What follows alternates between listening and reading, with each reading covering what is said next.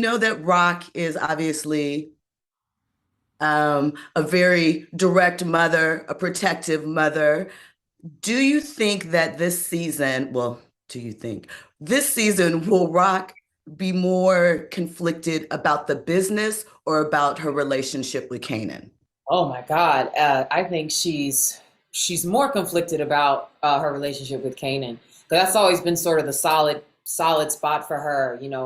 She knew who she was to him, and she's known how to like navigate that relationship. It's one that's been bonded from the very beginning. But the second season, it's not it's not as easy. And Kanan is her Achilles heel, and you get to watch this mother, see her son moving away and see her try everything she can to sort of get back in there and to reestablish that bond, reestablish that relationship, because it's a difficult one. And yeah, and it's definitely conflicted for sure.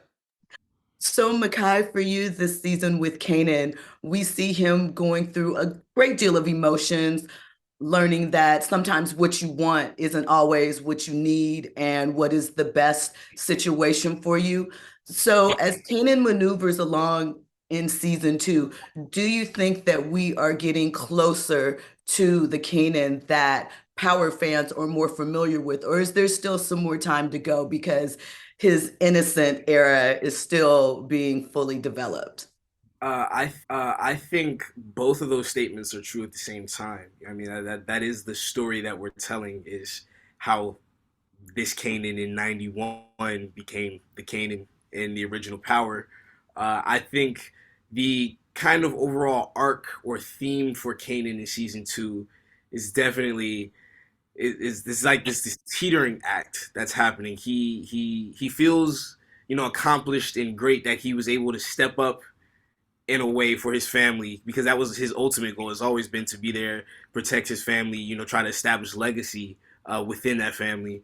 But while also trying to establish that legacy, he's realizing, that crown is a little heavier than it seems.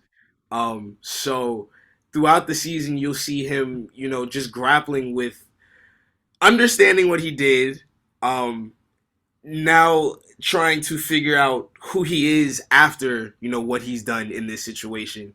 That's kind of his overall thing, is just piecing together his life now after going through that first season, learning so many lessons, and kind of figuring out what he really wants to do in this moment, but finding himself in situations where survival kind of has to kick in. So, Patina, with Rock, we see her being this leader, this strong personality, but outside of her moments with Kanan, when we see her show some of her heart, we also see that relationship with Jukebox. And this season, there are a lot of different things happening with Juke.